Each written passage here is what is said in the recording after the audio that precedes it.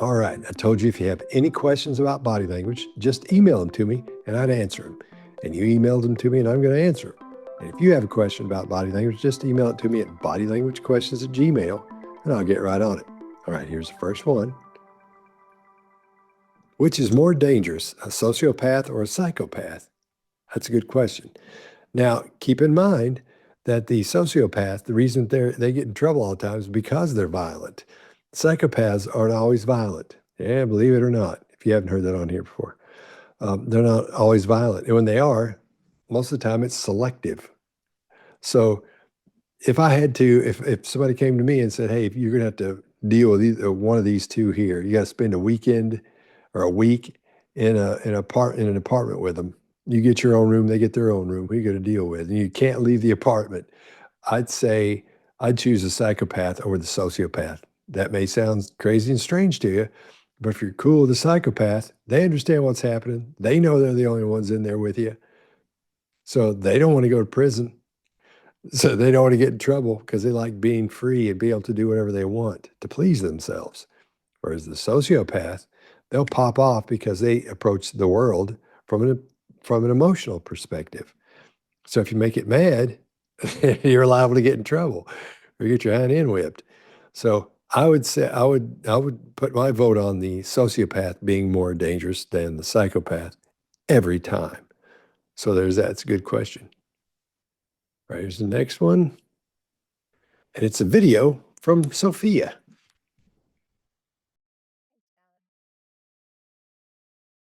Hey, Scott. Thank you for all your information and all in what you do. I learn a lot from you. My question is, can a psychopath or a sociopath listen to the behavior panel or your channel and understand what you guys are talking about like we do? Thank you. Have a great night. Sophia. Coming from Florida. It's very sweet. Thank you for the video. If you've got a video, send it to me and we'll do that with yours. Okay.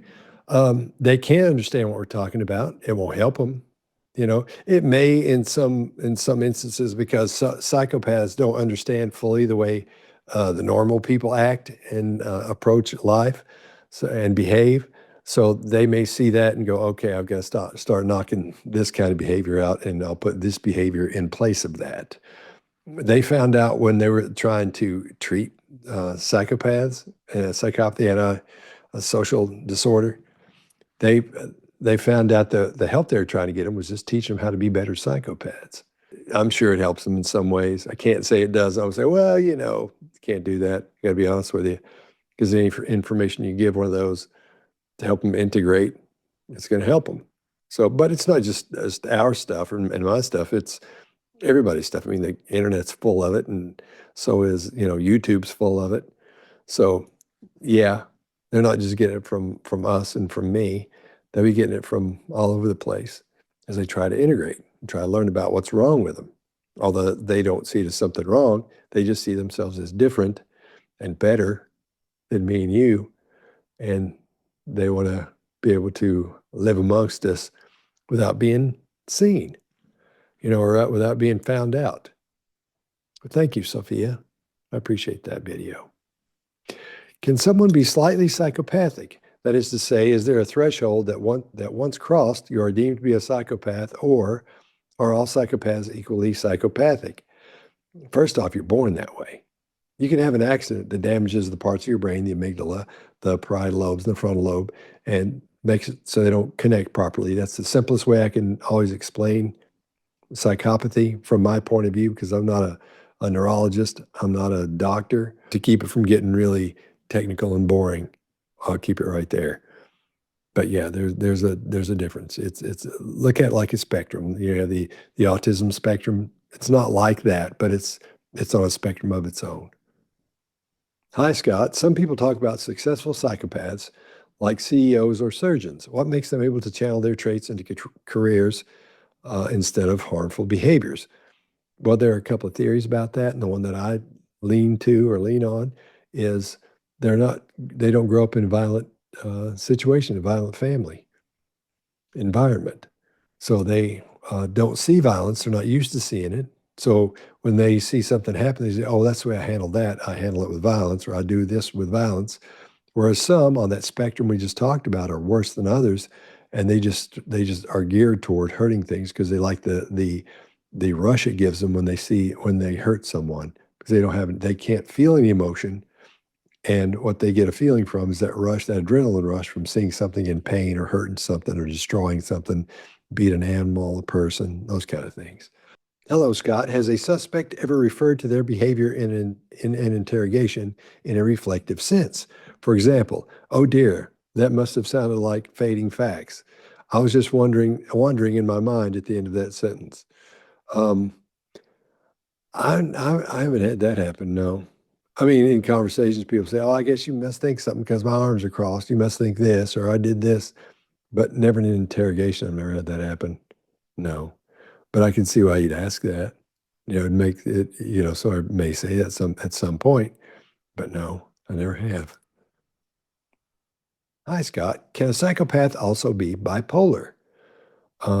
Yeah, the combination of being bipolar and being a psychopath in the same individual, that's hard to diagnose, and that makes either one of them a hard diagnosis and a hard treatment if it's for the bipolar part of it.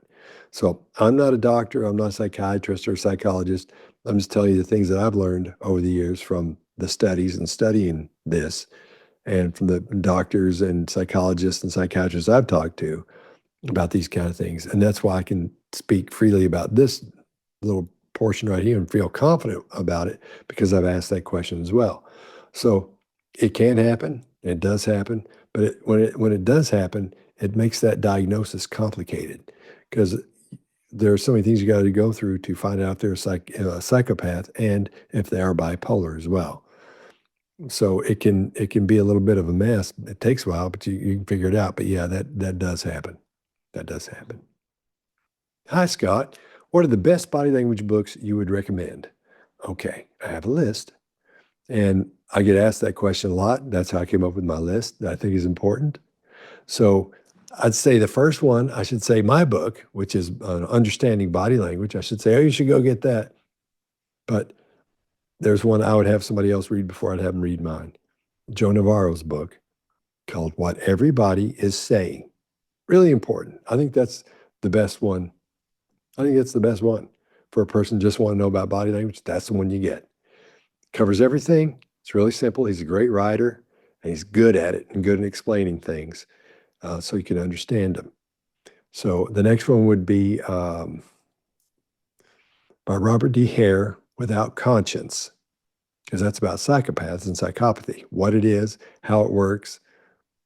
Really important. And he's one of the most important people in psychopathy today is Robert D. Hare, Dr. Hare, to help you understand that. Look him up on YouTube. You can see him talk about psychopathy and psychopaths. Great studies that he talks about and does himself. Fantastic. Get that book, Without Conscience. Then Emotions in the Face by Paul Ekman. Emotion in the Face, not emotions. Emotion in the Face. It's a great book. It's an easy read, and you'll really like that one. Then I would think Dangerous Personalities. That's another one by Joe Navarro. That he breaks down and explains all the dangerous personalities that you can think of and that people ask about on here. Everything from being bipolar to you name it, he covers it in there. Psychopathy, all of it. Get that book. And he explains them in detail. So, but not to where you won't understand it. I know I'm always harping on that, but I think that's important, because I could sit here and spew out a bunch of stuff and you could hear it and it makes you feel like, wow, I'm learning something, but you're not, because you can't recall those things. So these are the books that don't do that to you. They'll make it so you can recall them, you can remember them. That's what I try to do when I'm training and doing this. I try to keep it so anybody can understand it. So those are the books I'd suggest to get first. If I was given the task of taking a person and saying, look, you got 6 months to train this person up, because we're going to put them in a situation where they need to know as much about body language and human behavior as they possibly can, that will help them in a situation like this. Those are the books I'd get. I'd have them read those as I was training them for that 6 months. So that's what I would do. I would suggest those. Right. Hi, Scott. How would you categorize a person that thoroughly enjoys scaring and or watching people get scared? um, there's nothing wrong with them, because what you're seeing there, and the reason you laugh, the reason I laugh at those is because when somebody gets scared, it's their limbic system firing off trying to protect them. And since nothing bad's going to happen to them, since you don't laugh when you see a tiger jump on somebody or somebody who gets attacked by a dog or something. That's not funny when you see that happening. However, they're reacting the very same way they would react when they hear an air horn go off and somebody scares them. So, but it's not funny when you see them get attacked. When they're not getting attacked, it's funny because it looks funny when you're not being when you don't have a problem. When somebody's not a monster or a witch or a vampire or whatever it is they want you to think. So I find those funny myself. I don't sit around. That's not the only thing I look for. But when I see somebody, they put them in for example, you've seen somebody go into an office and somebody hooks an air horn up under the seat. So when they sit down, it makes the air horn go off. Kills me every time. I'm trying to get up out of the chair. Those just kill me. But no, there's nothing wrong with that person that thinks that. You know, it's easily said because I laugh at those, and you probably do too. That's probably why you're asking, unless you've got somebody in your family that scares you to death all the time doing that. But I really enjoy it. I like seeing those things when it happens because I know that person's not going to get hurt. I know it scares them for a minute, and the person always ends up laughing as well afterwards. So that's the thing. There are people who do it to be mean. I don't like those people. I don't like those people who do it to animals, who scare a dog. They'll watch this and they scare a dog or a cat or something. I'm not into that at all, not even a little bit. That's not funny to me. You know, it's like, but that person isn't going to be hurt. And even though the dog or the cat or whatever's not going to get hurt, they don't understand what's happening. But if you watch the ones on Instagram and TikTok, the people, when they get scared, as soon as it's over, they know exactly what's happening and they start laughing too. So that's why I like those. Hey, Scott. In interrogation, does the interrogator want the other person to be uncomfortable, but also trust the interrogator, or do they want them to be comfortable? Um, well, at first you want to be comfortable so you can get a good baseline on them. And a baseline is where you want to see how they look like when they're not stressed. They're going to be stressed when they come in because they're there for a reason, be it they've been arrested or it's at a bank and the HR people say, well, we need to have a talk with you about something.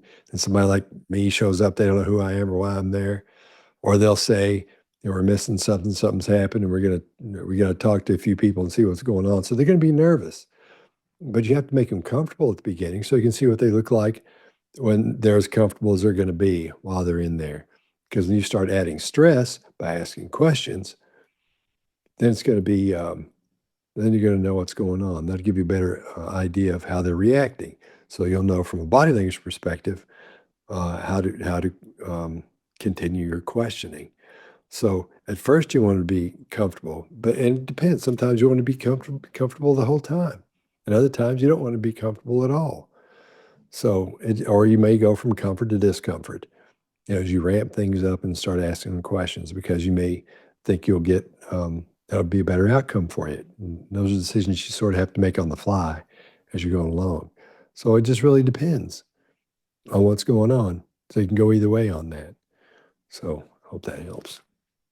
Hi, Scott. Do you use the Myers-Briggs Personality ID to help you understand the type of person you are evaluating and interviewing? I don't, because it takes so long. You can't sit somebody down and send them through all those things. So, hey, Linda, what are you doing, darling? There's a squirrel in here. It's one of the, come here a minute. Hang on a second. What are you doing?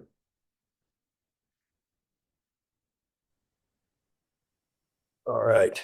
Well, had to grab Hattie because there's a squirrel in here. And I videoed it, so I'll put that at the end of this. You can see what happened. It's okay, darling. You're good. So I'll put that at the end, and you can see what happened. There's a squirrel in here, right? And as crazy as this sounds, I know the squirrel. And it got in through the chimney. So, and she's done this before. So, but I kept thinking I was hearing something in there. And then I thought I heard something over there. Now I looked over and here it came. Linda is the squirrel. You may have seen her on my Instagram page. That's what I feed all the time. One of the ones I feed. Teresa's the other one. There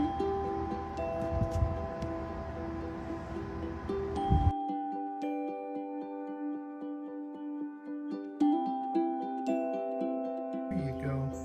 Okay. You be careful now. There's that. Thanks for letting me pet on you. Do you use the Myers-Briggs personality ID to help you understand the type of person you are evaluating or interviewing? No, because it takes too long. It'd be too tough to sit down with somebody and say, hey, let me ask these, it'd just be too much. Or to have them sit down and fill that out. They're probably not going to be in the mood and be able to think about that because they're in trouble for something, or they're something about what they've done is in question, whether they did it or not. So I wouldn't. No, I don't use that because it just takes too long. If they already know what it is, maybe I'll take a look at that. But I haven't seen that very often, and not that I wouldn't be interested in it, but it would just take too long to get through that. Good question, though. What are some simple things you can do to trip up a narcissist, like make him feel uncomfortable? One of my things that I'm known for is making people mad. So believe it or not, I can make somebody mad fairly quickly. And one way I found to make narcissists mad fairly quickly is to talk about the things they've done that are wrong, or the things that their mistakes that they've made, or the things that are wrong with them.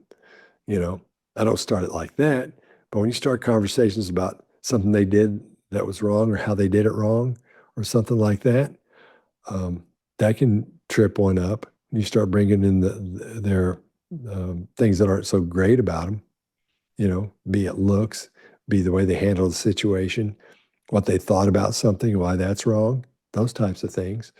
So when I'm dealing with that, that's where I go. I go into their problems, what they did wrong, whether they did or not, that'll do it. If you want to make one mad fairly quickly, or trip it up. I don't know what you mean by tripping one up, but that's what I do when I'm having to talk to one that did something I wasn't supposed to. That's how you can make them mad. Ask them. So, what's the biggest mistake you've ever made? What's the biggest? What did you do that was really bad in your life? What's the worst thing you've done? And what's the biggest mistake you've made? Start talking about things like that. They get uncomfortable quick because they think they're perfect most of the time. So I don't know what you mean by tripping them up. That's how I'd make one mad. Hey, Scott, how do psychopaths react in high stakes or crisis situations? Are they calmer under pressure compared to others? Yeah, that's what they're famous for. That's why they're excellent when they're put in positions where there is high stress, and everybody expects them to crumple and fall apart, and they don't. Hi, Scott. When you are talking to a narcissist, why are their eyes moving left to right really fast? It's like they are strategizing for a response instead of actually listening. It looks like they are just sifting through the words looking for a trigger. Not necessarily narcissist. Everybody, when you talk to them about something, you ask them a question, they may look away and start thinking. Their eyes will look back and forth. You can't put anything in the eyes, like I always say, is like down to the left means something, up and to the right means something, or over to the right. For me, I don't count that. But the eyes moving around, it just lets you know they're thinking. Not necessarily, you can take narcissism out of that because you can say this about anybody. Because when somebody's thinking, like the example I always use is if you ask me what was 18,000 divided by 2 plus 3 minus 4 times 8, and I went 18,000, and I just kept looking at you, it'd be weird. So I'm going to look away and look around as I think. That's totally normal when people do that. But they start doing that back and forth thing, that's kind of weird. I'd be looking for an emotional upheaval not long from then, and they may do something, because if the eyes get going back and forth like that a lot, something's up. So there may be something coming, when you say what's happening next, which is what I always think about. When I see that, I sort of get ready. Now, on the other hand, they could totally shut them down because they could be totally up in their head as they're thinking back and forth like that. So one of two things are going to happen. They're going to sit there and get real still as they're doing that and maybe touch their mouth or their face or something and start adapting by pushing on their face or doing one of these or chewing on their mouth. So they're shutting down as their brain takes over trying to think of something, whatever it is you've brought up, whatever the subject is. Thinking of an answer, trying to remember something, trying to put something together, trying to structure something from an explanation point of view, perspective. So it doesn't necessarily mean narcissism or narcissist. You can take narcissist out of that. And you can say it's the same thing in everyone. They're just most likely just thinking about something. So if you have any questions about body language, just send them to me and I'll answer them. Bodylanguagequestions@gmail.com.